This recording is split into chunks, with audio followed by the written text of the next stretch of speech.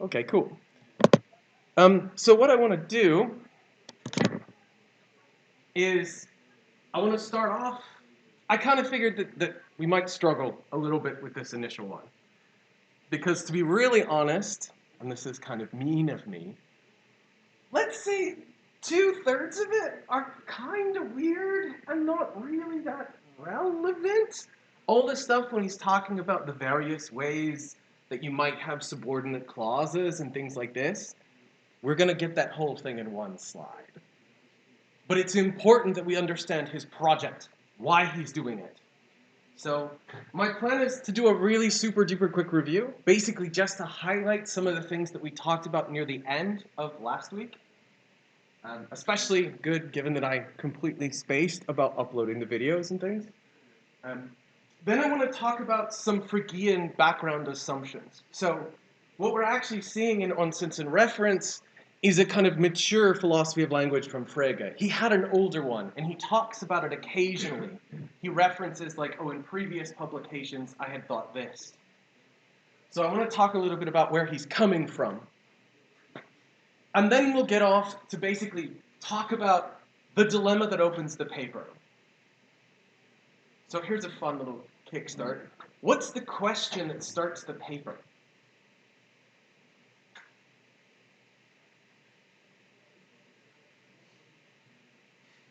Does anybody remember? So he starts the paper by asking something. Yeah. Something about A equals A and A equals B and Y something something something. I don't remember. Yeah, you're on the right track. So it's about generalizing. It's about identity. So it's about what's expressed by that equivalent sign, right?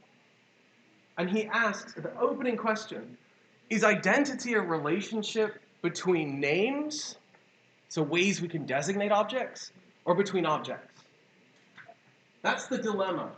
Well, that's the kind of question he starts with. The reason it's a dilemma is he says both answers suck. And what we have to do is find a third way forward. So his proposal is going to lean on this notion of sense. So that'll be kind of where we build to. Once we get a grip on the basic idea of what senses do and how they're supposed to help us with the opening question, we'll then talk about kind of extending the notion of sense to predicates, to sentences entirely.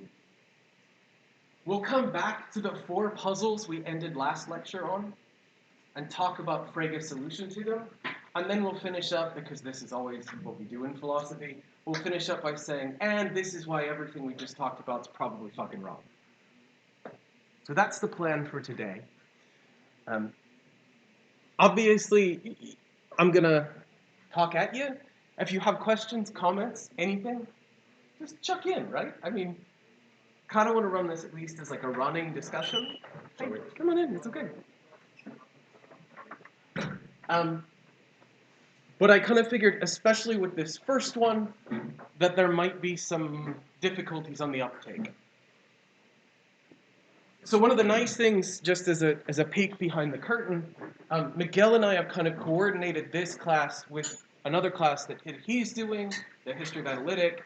He's going to talk to you about Frege's kind of earlier views and Frege's approach to logicism. I'm going to mention it once more, and then I'm not going to talk about it again. So, okay, let's do the review first. If my clicker, there we go. So, the first thing in our bit of review was there was this lovely kind of idea-based picture that we got from that massive quote from Locke. Remember, I read that out. It was really annoying. Don't nod when I say annoying. Right? So one of the things we kind of drew from this huge passage of Locke was the idea that language is meant to communicate something like thoughts,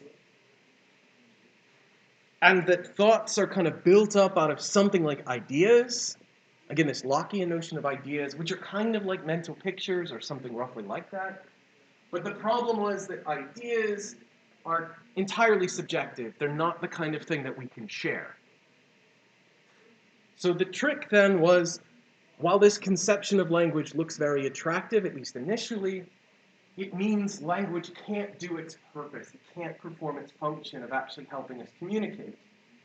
Because what we would try and communicate is exactly the kind of stuff that you can't communicate. So it's basically trying to do the impossible. So, okay, ideal notion, this ideal conception of language, at least first pass, looks problematic. So one idea we might move to, is we might shift to a kind of referential view. That is that instead of words being about thoughts or ideas, words are about things. Words have their meaning because they stand for the things they stand for. This might work for things like singular terms, but it seems to run into a bunch of problems.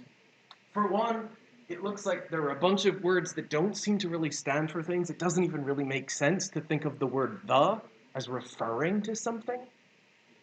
What the hell could it refer to? What's the referent of the? But maybe more importantly, this referential view turns sentences just into lists. So Socrates is wise becomes something like Socrates, being, and wisdom, just as a list. And the problem is, sentences seem to somehow have a structure that lists don't. So this was what we call the unity of the proposition. So I think Miguel's going to talk to you more about this, because this was a big worry for people like Russell, and Moore, and Wittgenstein. It's okay. Referential view, not so great. But maybe we can go with a slightly weaker version. And this was the last thing I think, well, other than the puzzles that we talked about, was a kind of Millian approach to singular terms. So this is coming from John Stuart Mill, where the idea is that a proper name or a singular term, the meaning of that thing just is its referent. So names are just tags. They get us to the referent, and that's all the meaning of the term is. Now we're going to talk a little bit about this view today. Frege thought it was bad. Frege thought it was bad basically because of the puzzles. So here are the puzzles, the problems we ended the lecture on. Hopefully everybody remembers these. So one puzzle was what to say about apparent reference to non-existence. We have sentences like, Holmes is a detective, and we want to even figure out how to make sense of that, given that there is no such thing as Holmes. Similarly, we want to make sense of negative existentials. Pegasus doesn't exist. Looks like it needs to come out true. Holmes doesn't really exist.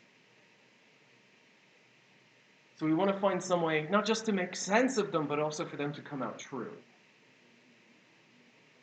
Similarly, we had Frege's puzzle about identity. This is something we're going to talk about immediately, right? How can some identity statements be informative? You guys remember we talked about Robert Allen Zimmerman, that's Dylan's real name. And some people were like, ooh, they learned something. But how can that be if this is just an identity statement? Because it's just the same guy. And then finally, as a kind of extension of Frege's puzzle, we have these cases of apparent failures of substitution. So, I believe Dylan's a singer-songwriter. I didn't believe Zimmerman is a singer-songwriter. But Dylan is Zimmerman. So surely I should just be able to substitute whichever name I want. What's going on here? Before we progress, pause. Ask, what questions do you have for me about the puzzles?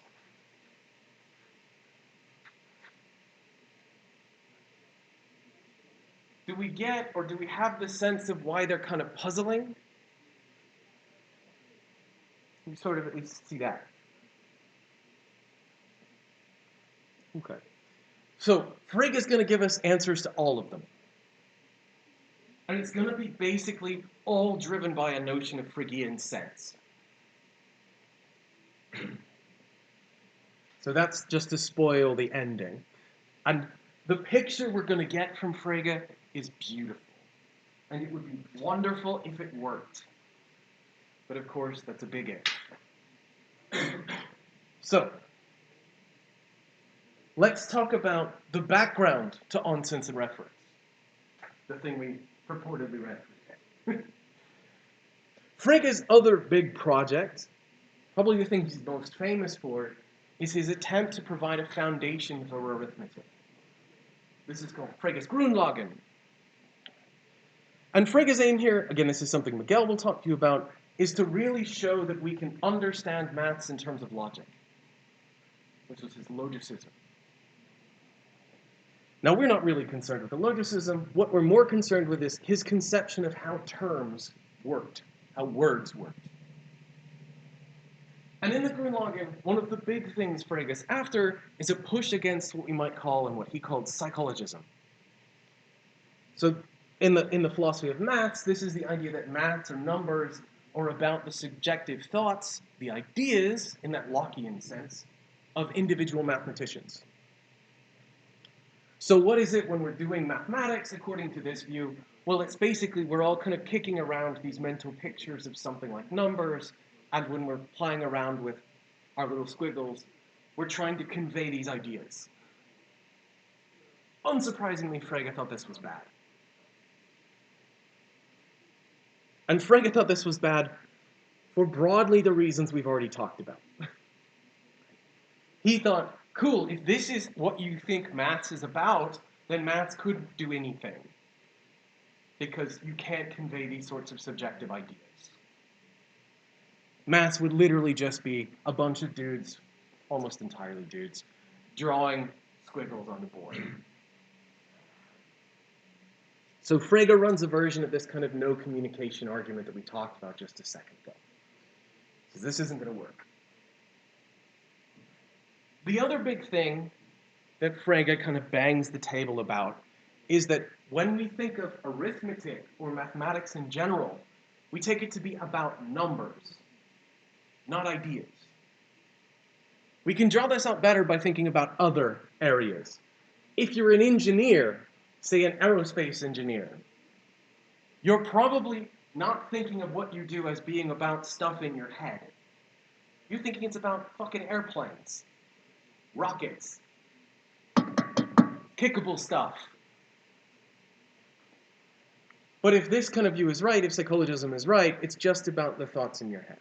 And that doesn't seem right. That just doesn't seem to track what most of the people who use these kinds of mathematical terminology or tools take it to be. So the kind of push against psychologism was a big thing.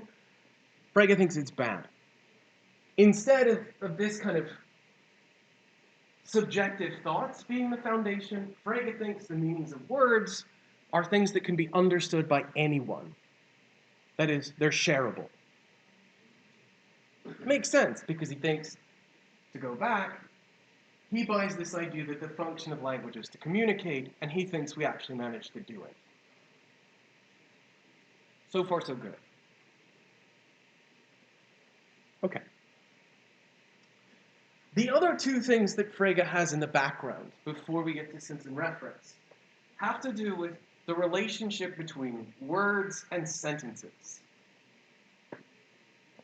So the first one is what's often called the context principle. So this is a quote from the introduction to the Grundlagen. This is from Austin's translation. He says, "Never ask for the meaning of a word in isolation, but only in the context of a proposition." You might think of this actually as just as a sentence. So never ask for the meaning of a word in isolation, only in the context of a given sentence. So what's the idea? The idea is that words by themselves don't have meanings. They only have meanings when they're inside sentences. What's the meaning of Tilburg? Well, strictly speaking, you can't ask that question. What you can ask is, what's the meaning of Tilburg in the sentence, Tilburg is a city in the Netherlands? Or Tilburg is where I live. Tilburg is where this university is. You can't isolate or pull the word out of the context. It always has to be embedded in a sentence. So Frege thought that this context principle is really important.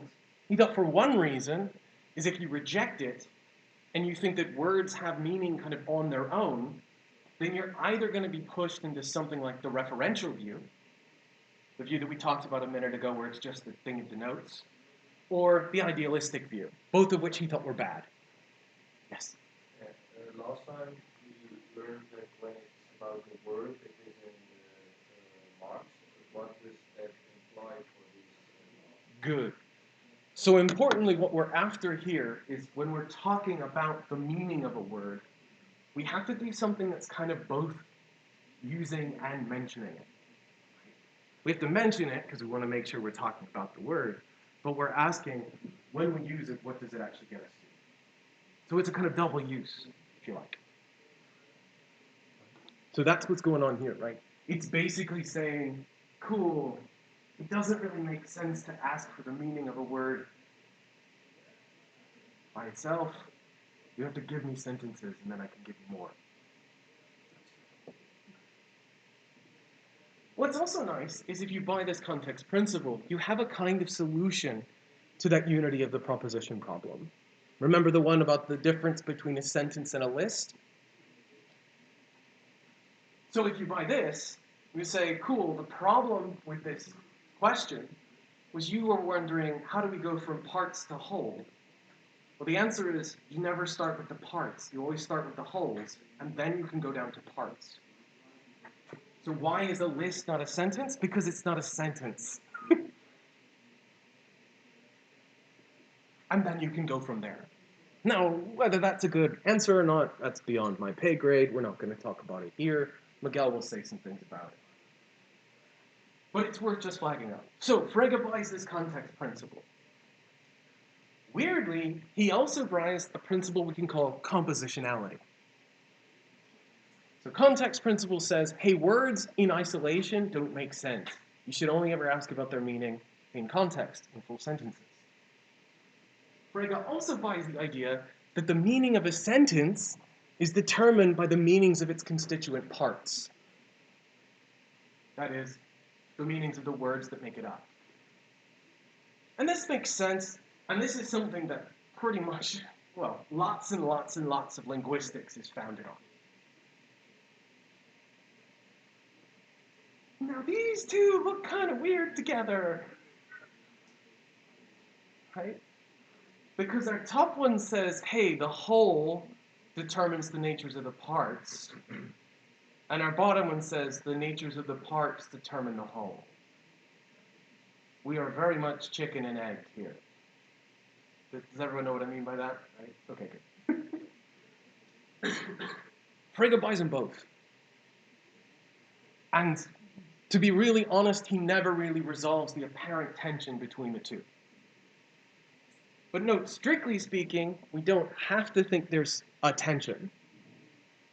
We can say you can never ask for the meaning of a word in isolation while also thinking that what happens in a full sentence is determined by the meanings of parts. One might be something about our epistemic access to meaning, and the other might be about how meaning comes about. A kind of difference between epistemology and, if you like, metaphysics of meaning. But if you buy that, this is not a good story. Okay. Again, just want to flag some stuff up. So we've got the context principle, we've got compositionality, we've got Frege pushing against the idea that the meanings of terms have to do with ideas. The last little thing to mention is sweet, sweet, sweet Fregean logic.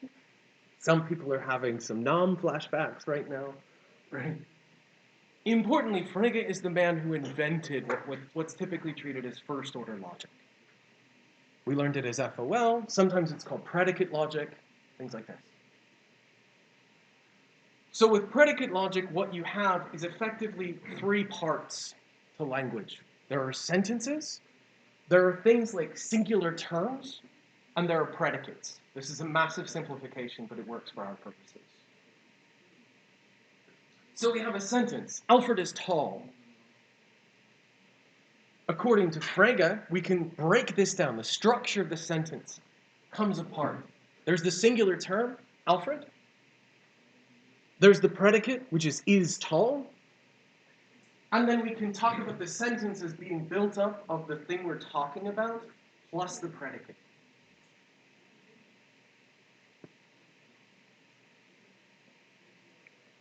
We don't need to know all the details. It's not really important, but it's just kind of hopefully remembering, flags of remembrance for some people. Now, what's important for Frege is what matters in each case. When you think about these three things. According to him, what matters when we think about sentences is their truth value. Are they true or are they false? That's what we're really concerned with sentences in FOL. But of course, to know this, we have to know some other things. We have to know about the referent of the singular term. What is it that the name picks out? What in the domain does the name label? And lastly, we have to know about the predicate. Does the thing picked out fall in the extension of the predicate? Is whatever A is inside the extension of the predicate T? That'll determine whether the sentence is true or false.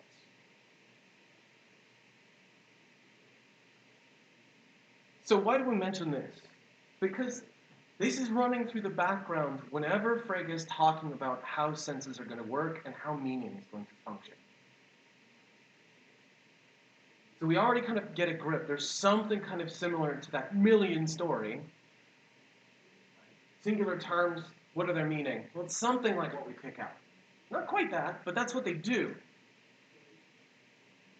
But the predicates in sentences are a little bit different. Sentences, what matters for them is whether they're true or false. Predicates, it's kind of like they pick out extensions, groups, something like this. More in a second. Okay. So there's the background. Let's talk about the opening of onsens and reference. So Frege's opening question. Identity offers up a bunch of weirdnesses. Is it a relation? Is it a relation between objects or names of objects? And Frege's answer, at least one way to read him, is he's saying, both are bad. So let's think about why he says both are bad. He does it in the space of like a page. And it's really impressive how much stuff is going on in that opening paragraph. So let's think about our first one.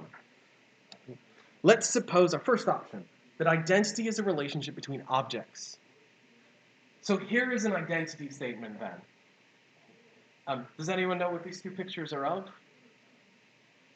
Sorry about the terrible image quality.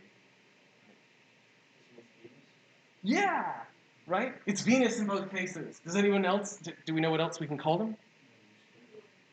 Lucifer or the morning star. The morning star, yeah. Yeah. Lucifer. And what's the other one? Do you know the other one? Yeah? Do we know the name? See, we're learning lots of things. Hesperus and Phosphorus. Phosphorus is the evening star. Hesperus is the morning star. They both are terms for the planet Venus. They're neither of them are stars, which is a bit fucking ironic. So cool, right? We just told you a whole bunch of identity statements. Here's the problem. If identity really was just a relation between objects, you couldn't have learned anything. Because basically it would just be like me shaking the star, shaking the thing at you, and then shaking the thing at you again. Take the Zimmerman case, the Dylan case. If all identity was a relationship between objects, I'd basically shake Dylan at you twice. I couldn't have taught you anything. As Frege puts it, A equals A and A equals B are obviously statements of differing cognitive value. A equals A holds a priori, and according to Kant, is analytic, while statements of the form A equals B often contain valuable extensions of our knowledge and can't always be established a priori. Now, I'm going to assume, is everyone familiar with the a priori, a posteriori, and the analytic synthetic distinctions? I assume Vim probably beat these into you a couple of years ago at some point. So, let's set aside whether they are in fact analytic, a priori, whatever. There is a difference in cognitive significance. You can learn something by learning an identity statement. That doesn't seem to make sense if it's just the objects involved. Here's another one of my favorite examples of this. Everyone familiar with the story of Oedipus and Jocasta? So, Jocasta and I forget her original husband's name, have a baby, and there's a prediction that the baby is one day going to kill the king. So they leave Oedipus out, piercing his foot. He's found, he's raised by a shepherd. He eventually defeats the Sphinx and becomes king of Thebes. King of Thebes. And marries Jocasta, his mother.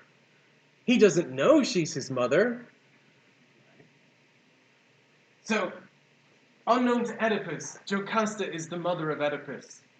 Known to Oedipus is that Jocasta is his wife. And of course, he also knows that Jocasta is Jocasta. What happens when he finds out that the mother of Oedipus is the wife of Oedipus? Well, a couple things. Oedipus puts out his own eyes. Jocasta kills herself. Freud makes a shitload of money. But note, if it was just the object the whole way through, there's no difference between any of these. It's just Jocasta and Jocasta. It doesn't seem to make sense if identity is merely a relation between objects because it's the same object every time. There's nothing that gets us the difference, the cognitive value, in this case, not so good cognitive value, between this claim and this one. Do we kind of feel it? So that's the first move. Identity can't be just a relation between objects, because if it was, we can't explain the difference in cognitive significance between claims like this and claims like this. A priori analytic, a posteriori synthetic, potentially very damaging. Okay. So here's the argument reconstructed. If identity is a relation between objects, A equals A equals B must have the same meaning. If two expressions mean the same thing, they don't differ in cognitive value. They differ in cognitive value, so some modus tollens right back through, right? They don't mean the same thing, so identity is not a relation between objects. We see the structure? Now we might disagree, but at least we can see the structure. Sorry. Okay. So first horn established. Yeah. Can you explain the first one? Yeah. I think I don't get it. So here's why they have to have the same meaning. It's literally the same object.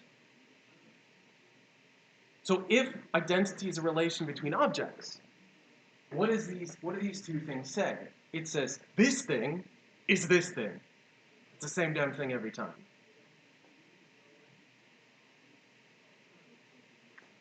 I don't have a good example. Just because I don't have a stuffed animal with me. Usually I do. But again, the thought is here, if it really just is a relationship between objects, it doesn't matter that we're using different names, because I go through the names just straight to the thing it's about. So there's no space for a difference. It doesn't matter what name I used, I'm talking about the thing. That's why the first premise looks like it's plausible. Cool. Other questions on this first horn? Okay. So let's talk about the other horn. So much for the first one. Okay, so it's not between objects. Well, it must be between names. First initial cheap problem. This is just flatly wrong. We can see it if we think about the use mentioned difference. If it really is saying that there's a relationship between names, it's saying something like these are the same name. But that's just false. If you want to see why, just think about which letters make up each one. There's no E over here, even if it turns out that Hesperus is phosphorus. Hesperus is not phosphorus. They're different words. But that's a cheap point. Here's the more substantive point. There's a long quote here from Frege, but I'll give you the long and the short of it. If all identity turns out to be is saying you can use these terms to refer to the same object, then it looks like learning an identity statement won't tell you anything substantive. It just tells you that you can use this name to pick out this object. But names are fucking arbitrary. We go way back.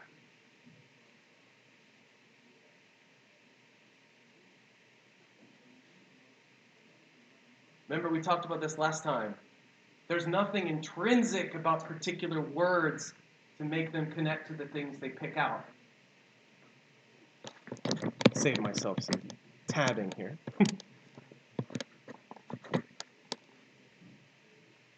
So if names merely are just about the relationship between different names, all you'll ever learn is just that you can use a name to pick out an object.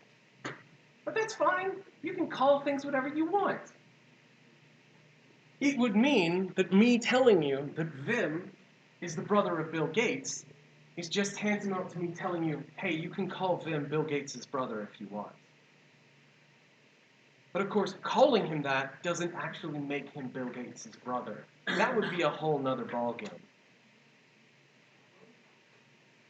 Or to put it another way, if this was all identity statements were, just expressions or relations between names, then me telling you, hey, you can call Bob Dylan Robert Zimmerman, is just saying you can make that sequence of sounds if you want to try and refer to Dylan. It doesn't actually tell you anything about who he really is. So do we see the argument here? Here's a way to think about it. There's nothing that prevents you from using any sequence of sounds you want to refer to anything you like. At least nothing logically, right? Maybe you don't want to be offensive. That's fine. But you can use any sequence of sounds you want to refer to anything you like. If all identity statements are telling you is that, hey, I happen to use this sequence to pick out this object, cool, that's uninteresting. Thanks for giving me more slang. I wanted to learn that Bill Gates really is the brother of Vim. That'd be cool. That would help the department out quite a bit.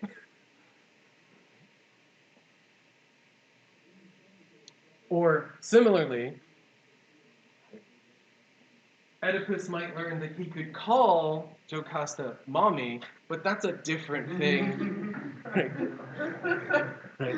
That's very different than learning, oh no shit, she really is my mother. There's some very heavy questions to answer there, but we will talk about them next. Do we get the difference? It's really subtle, but I hope it's kind of clear. So in the names case, if we just go straight to the object, it looks like we just have nothing to help us explain the difference. If it's the names case, well, it looks like we have nothing to say why it's ever useful or interesting, or how we could learn something substantive. So to kind of put this in an argument form, it looks something like this. Right? If identity is a relation between names, then all we learn from identity statements is that two terms can co-designate or do co-designate. And if that's all we learn, then identity statements give us no substantive knowledge about the world. They just tell us how we can use language. Problem. Some identity statements give us substantive knowledge. Again, it seems like Oedipus learned something pretty traumatic. So just doing some modus tolenses, we get identity statements. Our identity is not a relation between names. So before we go on, again, let me pause and ask, what questions do you have for me so far? Wild thing is, this is literally just the opening paragraph. Fucking amazing. How much cool stuff is it just in that opening bit? It's a shame about the rest, but still. All right. Do we kind of get a feel for the two arguments?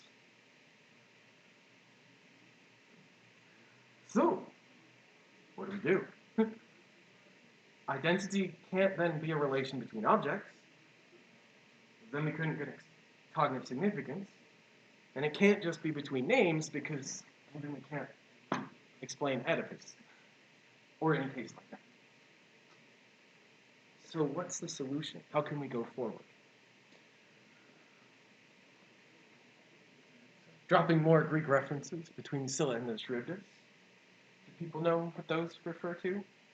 From the Odyssey? One of them's a sea monster and the other is a giant whirlpool. I don't remember which is which. Doesn't matter.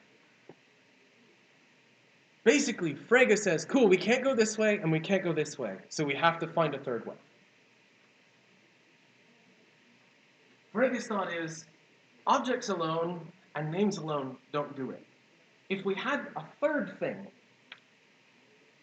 other than names and reference, then we could maybe explain what's going on with the cognitive significance difference and also help us figure out how we learn something. So he says, a difference can arise only if the difference between signs corresponds to a difference in the mode of presentation of that which is designated. It's very clear speech. He has the example, he talks about the intersection of A and B and C, and A and C. So let's give you an example, right? Let's have the red dot be A, the blue dot be B, and the green dot C. Here's a very cool thing we can learn in Euclidean geometry. If you draw a line from C to the other side, and a line from A to the other side, and a line from B to the other side, they all cross in the dead center. That is, the intersection of A and B is the same as the intersection of B and C, and between A and C. It's the same point in 3 different ways.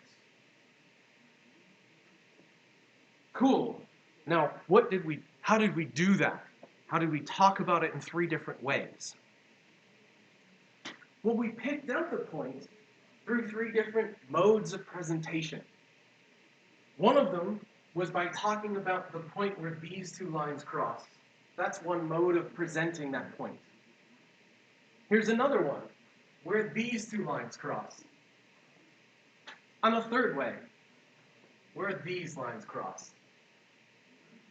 Each way, we're talking about a different kind of description that helps us get to the same exact point. Make sense? So, different modes of presentation can then explain different cognitive significance. Again, the mode of presentation of being his wife is a very different one than being his mother. 2 different kind of ways to get, as it happens, unfortunately, to the very same object. And it was discovering that both modes of presentation got him to the same thing that was so traumatic for Oedipus. So what's the third element got to do? It's got to capture this notion of a mode of presentation. It can't just be the referent, because otherwise we're right back into the thing at the beginning, right? Then identity would be a relationship between objects. And it can't just be the word or the sign, because then we're onto the other horn, right? It's got to be something different, something distinct. Here's one option. Let's use ideas. No. If we do that, we're screwed. We're right back into the idealistic picture, and it doesn't look like we can have communication again.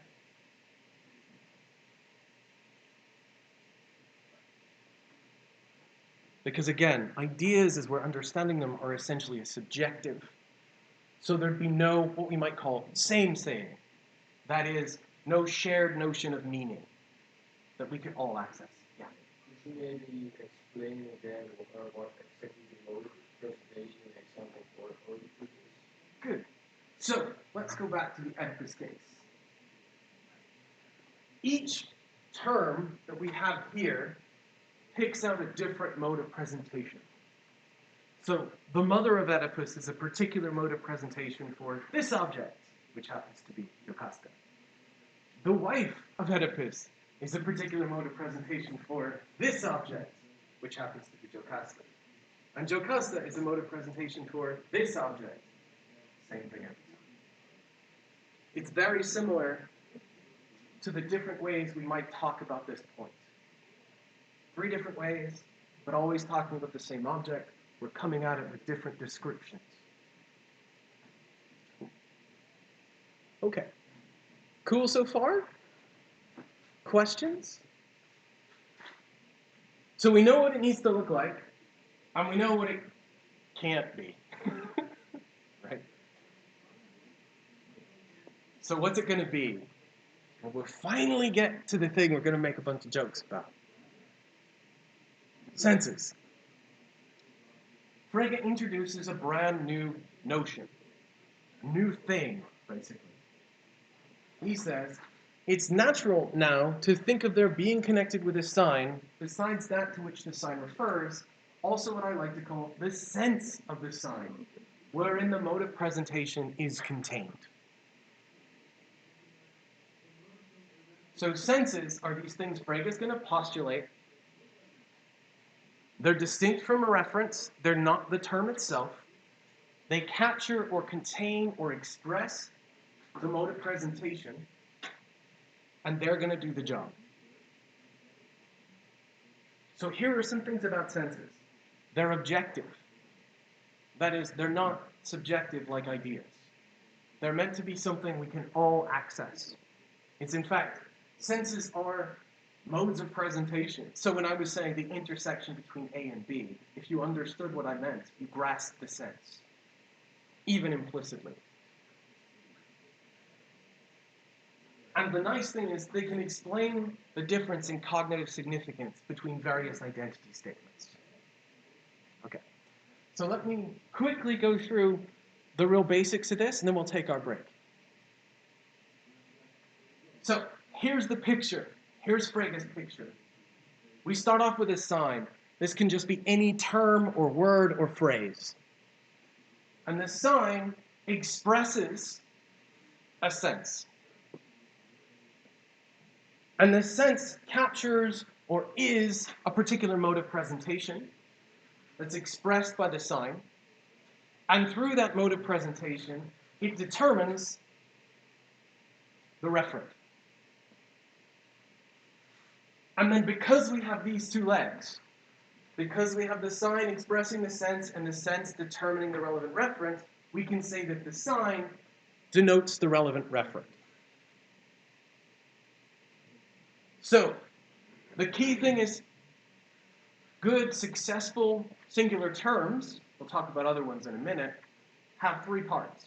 There's the term, the sense, and the referent.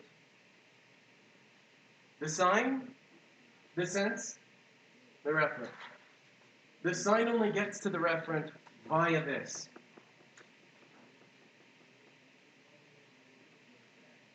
Because that's the mode of presentation that gets us to the object. We only have the hypotenuse once we have the 2 legs. So it's helpful maybe to have an example, but this is the general picture. So here's an example.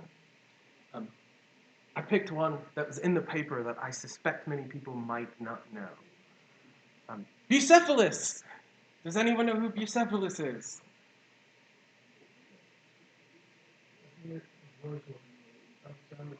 Not just any horse, but his favorite horse. Yes. So, what do we have? We have the name Bucephalus. According to Frege, this expresses a sense, something very similar to the favorite horse of Alexander. He named something like 80 towns after this horse. He loved this horse. Right? So it expresses a particular sense. Exactly what it is, something maybe we can talk about, we'll work out, but it's going to be something like a mode of presentation, a description. And this description determines the reference.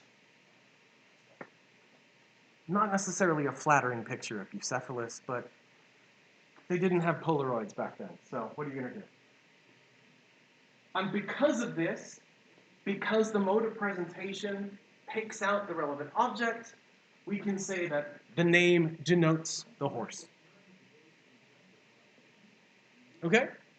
So this term this name, because it expresses this sense, denotes this object. Here's another one. The favorite horse of Alexander. We all know who the referent of this is going to be, but how does it do it? In this case, it expresses a particular sense, which may or may not be the same as Bucephalus. Probably different, because I imagine some of you learned some things. This picks out a particular object. Hey, it's our buddy again. And because of this, because of the expressing the sense and it determining the reference, we know there's a denotation relation between this singular term, in this case this definite description, and that object. So, last thing, how can we explain how we learned something? How can we explain how we gain some knowledge occasionally with identity statements? Well, forgive me, this is the most advanced diagram. Right? We have our two terms. What do they do? Well, as always, they both express a sense. Our first one expresses the sense of the favorite horse of Alexander, which we know then picks out that object. We know that Bucephalus expresses the sense, a mode of presentation, which then picks out the relevant object. Hey, cool! We learned two different terms to pick out old Busey. Now we could replace these. Take the wife of Oedipus and the mother of Oedipus. Different senses. Oh crap, same object. It's learning that they're the same object that was the terrifying cognitive significance or value. And we did it by learning the objects that are satisfied by this sense, that are picked out. Basic picture makes sense? There's a wonderful pun there. I'm really sorry. I didn't even mean to do it. Okay, cool. So we'll talk. Why don't we take a break? What's the time? Yeah, perfect. So why don't we take a break till 45? So 10 minutes. And then we'll come back and we'll talk more about sensible stuff and keep going.